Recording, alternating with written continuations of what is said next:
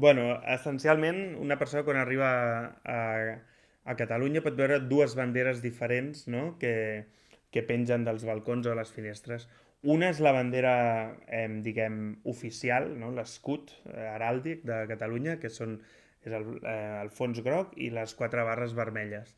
I l'altra és una variació que és l'estelada, no?, que és la mateixa bandera però amb un triangle, amb una estrella. Que aquesta és la bandera independentista, no?, que implica doncs, un posicionament polític sobre això, no?, sobre l'autogovern de Catalunya.